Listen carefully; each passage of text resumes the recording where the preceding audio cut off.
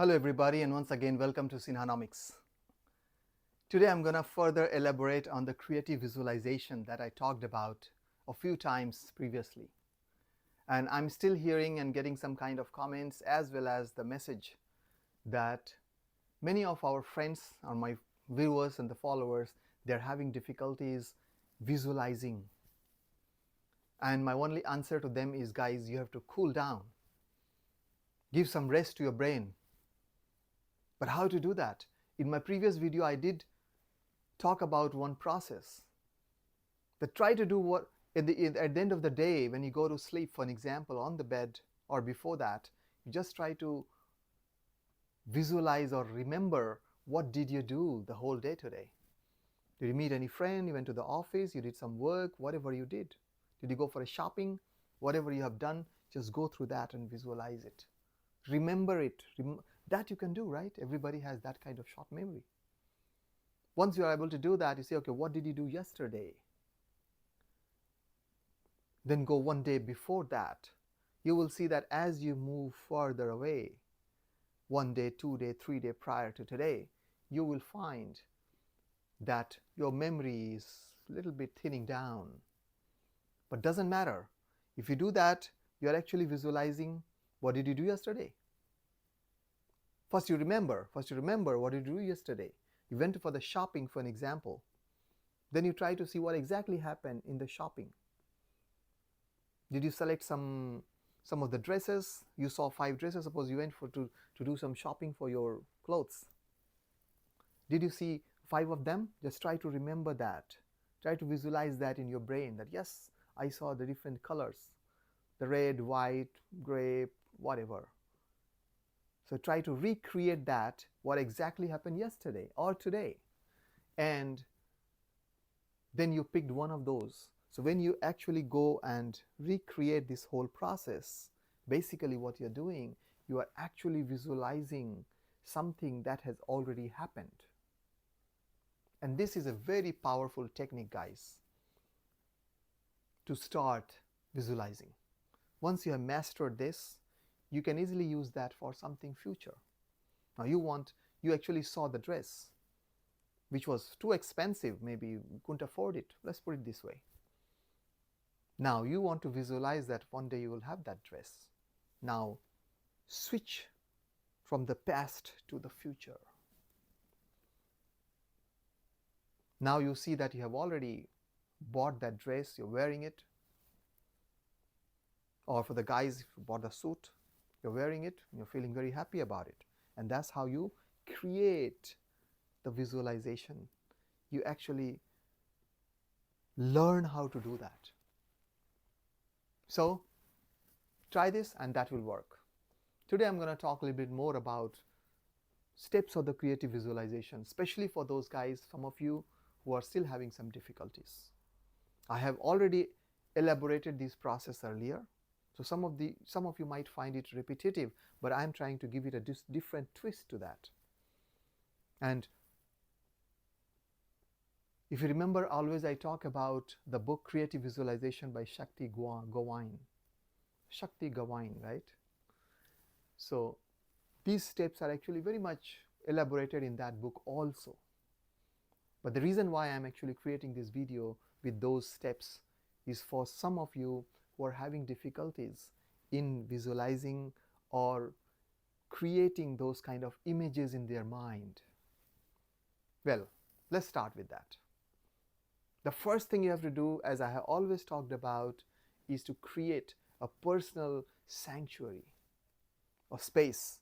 If you remember, every time I talk about it, if you're doing it at your home, it has to be some place which gives you some calm feeling, which gives you some peace. It can be your hall, your drawing room, it can be your bedroom, it can be your study room, it can be your room for worshipping, whatever it is. Everybody has some corner in the house where he or she feels a little bit more quiet, peaceful. Whether you are doing that lying down or you are doing while sitting there like me, upright, whatever, depends on you. So you find this out. Once you have done that, you actually project yourself, you visualize yourself that you are in some place It can be the top of the mountain, it can be the view with some place with a view of all the greeneries, it can be in a garden with all the flowers blooming, it can be on the beach where you can actually see the skyline and the beach meeting. You can see all those the blue colors of the sea, and all these waves coming and touching your feet, and all those, whatever makes you happy and peaceful and tranquil. So this particular place that I'm talking about is your personal sanctuary, whichever gives you the maximum peace and the pleasure or the tranquility. If you like the beach, visualizing that you are on the beach, seeing the waves, looking the skyline and the sea meeting somewhere, that is your sanctuary. If you like a garden with all the flowers blooming and everywhere, and you are just sitting there or walking or sitting, whatever, that's your inner sanctuary, personal inner sanctuary. First you create that. So every time you have to get into this meditative mode or the creative visualization mode, you get back to that inner sanctuary straight away. And that will save a lot of time, and at the same time slowly you'll become familiar with this whole environment, and that will give you the feeling of safety as well, guys. So this personal inner sanctuary will provide you peace, tranquility and safety. You'll be very safe there. You can imagine whatever you want. You can ask for the things you desire. You are very safe there. Well, once you are in that state, you also have to find a guide or a guru who will guide you. You have multiple questions coming in your heart, in your brain. Who is out there to actually tell you the truth? You have to find somebody within you. So you have to meet the guide. So in that sanctuary, in the personal sanctuary, you just imagine that you're walking, looking around, and you see somebody coming towards you. It can be a person you know, it can be the person you don't know, it can just be the light, it can just be the sound, doesn't matter. Whatever makes you comfortable, imagine that. For our discussion's sake today, let's visualize that is somebody you know, you admire, you look up to, as a guru, as a guide.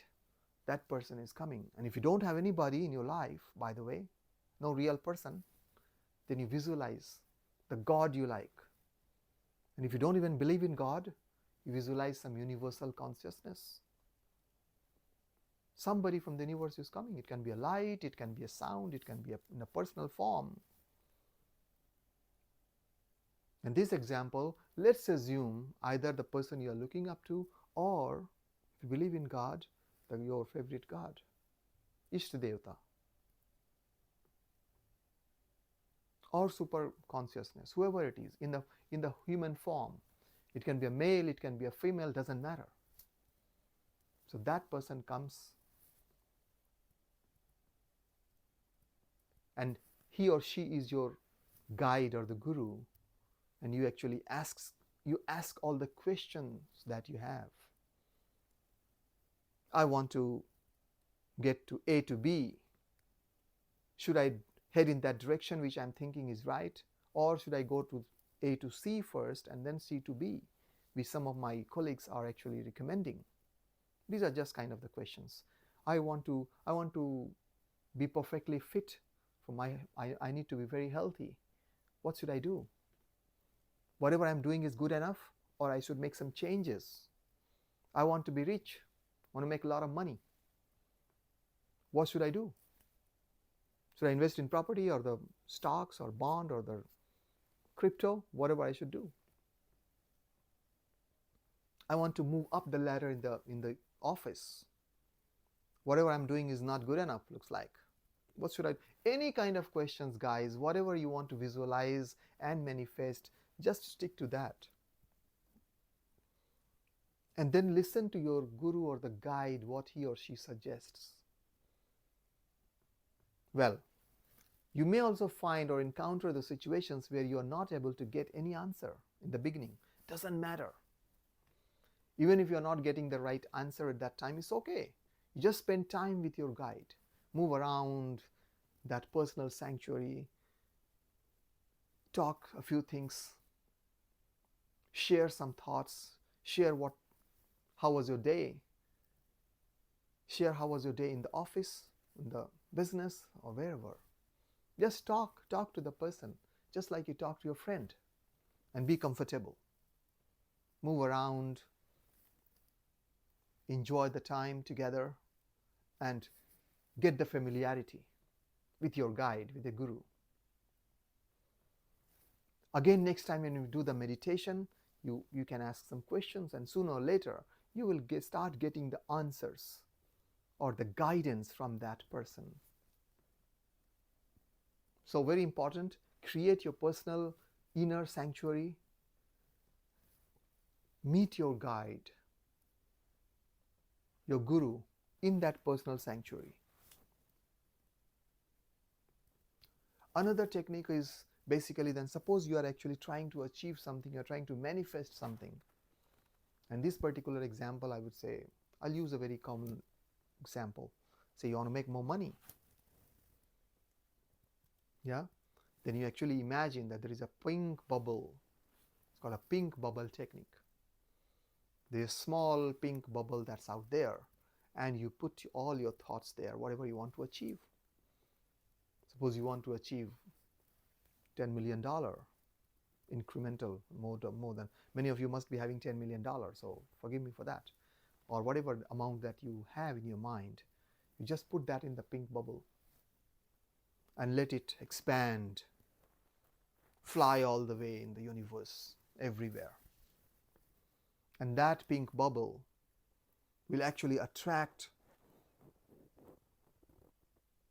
all the positive things from the universe and try to manifest it for you.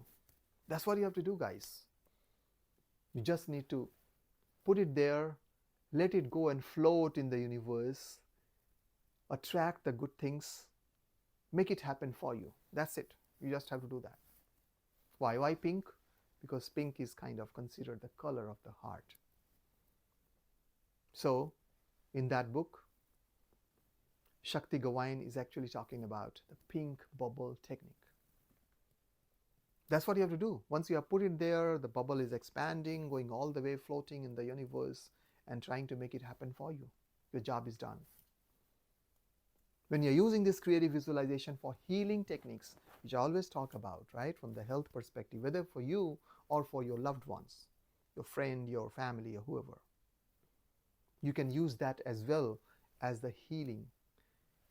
If it's the healing technique, as I have talked about it, suppose you have a problem somewhere in the body, somebody has whatever XYZ problem, back pain, or problem in the heart, problem in the lungs, whatever it is.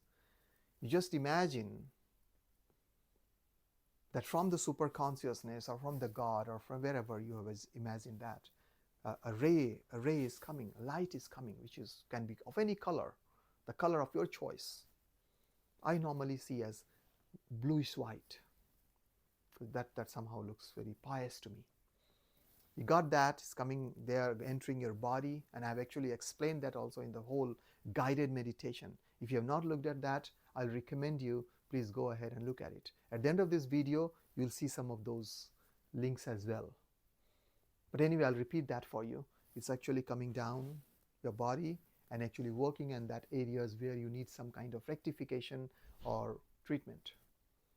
And that light is actually helping you to treat that ailment and make you perfectly healthy. That's how you do the healing, meditative healing. If you are doing it for others, for an example, suppose somebody you love, somebody, your loved one or your family or the friend, you can actually have two things. There are multiple other practices where they actually see that the whole strength is coming from you, this ray of the light is coming from you and going to that person. I personally think that's not good, because you will feel drained, number one. And just to tell you, Reiki is the practice where it actually is done. The Reiki practitioner or the Reiki guru actually transforms or transfers the power and the positivity from his or her body to the person he or she is trying to cure. I personally think that is not the right way, and I have the right to be wrong, right? And nothing wrong about Reiki. The practitioners can continue with that, but I feel that all of us have some problems. Nobody is perfect. And why to give the source from ourselves, which are very minuscule? We are nobody, right? Why don't you source it from the universe? So my thinking is, and I think is pretty much aligned with what has been propounded in the book, that you imagine that the ray or the power, the light is coming from the universal consciousness through you, so you are just a channel and going to the person you are trying to heal. I'll repeat that. You visualize that the rays, whatever color you like, it can be whitish, it can be bluish white, it's coming from the universe. If you believe in God, it's coming from the God. If you don't believe in God, it's coming from the universal consciousness through your body. So your body just here is a conduit. You won't be drained after that. It's coming through your body, going to the person you are healing.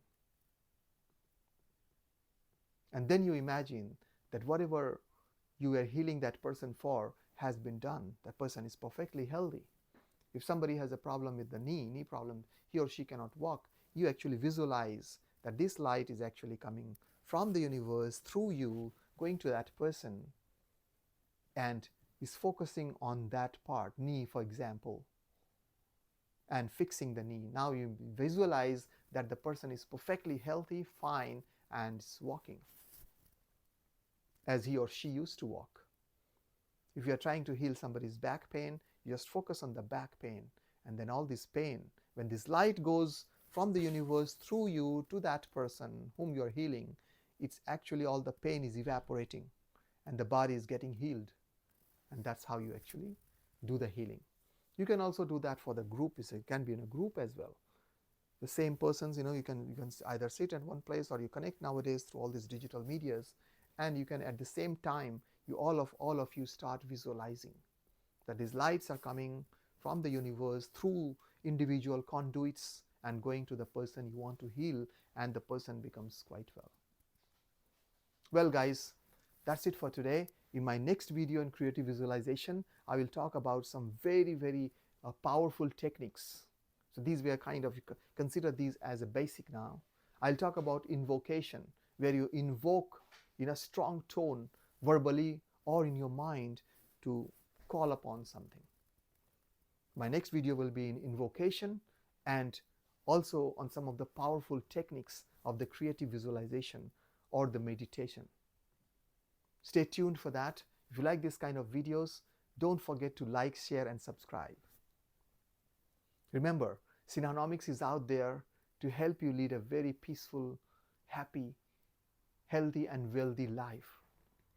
With that, it's a goodbye from your